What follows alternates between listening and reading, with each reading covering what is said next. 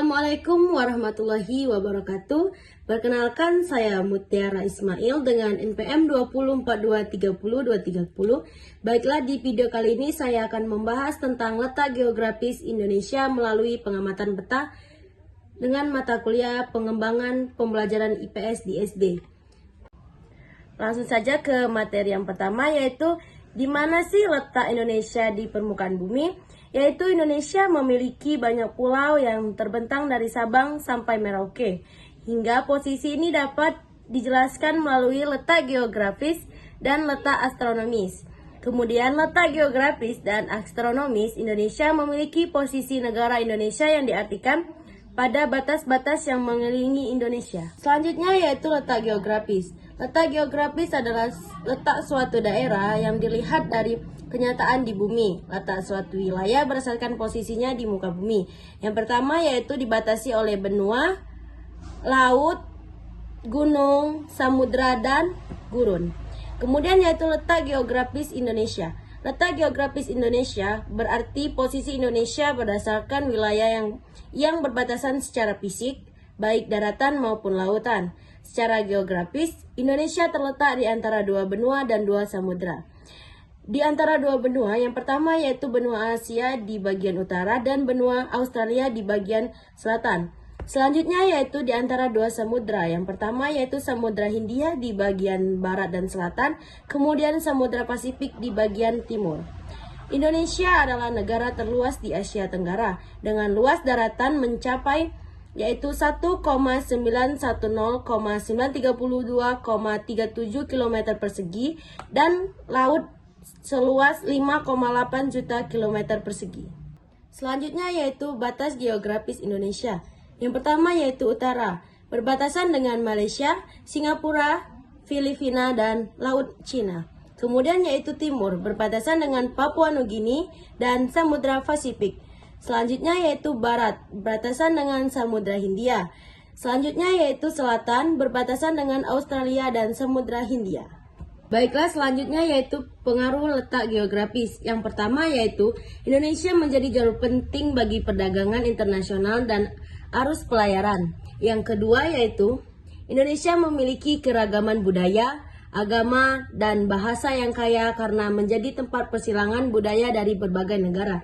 Dan yang ketiga yaitu Indonesia memiliki ekosistem yang kaya karena menjadi pertemuan flora dan fauna dari Asia dan Australia. Yang keempat yaitu Indonesia menjadi tujuan pariwisata karena keanekaragaman. Yang kelima yaitu Indonesia diapit dua samudra mengakibatkan angin muson yang mempengaruhi cuaca, musim, suhu, dan iklim. Dan yang keenam yaitu Indonesia di wilayah cincin api Pasifik atau Ring of Fire membuatnya rentan terhadap aktivitas vulkanik, gempa bumi, dan tsunami. Selanjutnya yaitu letak astronomis. Letak astronomis adalah posisi suatu wilayah berdasarkan garis lintang dan garis bujur yang ada di peta. Garis lintang adalah garis hayalan yang membentang secara horizontal melingkari bumi. Sedangkan garis bujur adalah garis hayalan yang membentang secara vertikal melingkari bumi. Letak astronomi Indonesia yaitu yang pertama 6 derajat lintas utara sampai 11 derajat lintas selatan dan 95 derajat bujur timur sampai 141 bujur timur. Selanjutnya yaitu pengaruh letak astronomis. Yang pertama yaitu Indonesia terletak di garis khatulistiwa sehingga memiliki iklim tropis. Yang kedua yaitu Indonesia memiliki dua musim yaitu musim kemarau dan musim penghujan.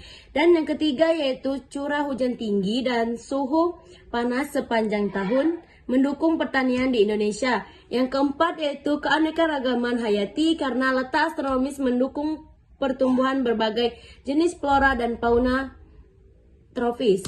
Dan yang kelima yaitu Indonesia memiliki waktu durasi siang dan malam yang hampir sama sepanjang tahun yaitu 12 jam siang dan 12 jam malam. Dan yang keenam yaitu Indonesia terbagi menjadi 3 zona waktu yaitu yang pertama waktu Indonesia Barat, waktu Indonesia Timur, dan waktu Indonesia Tengah.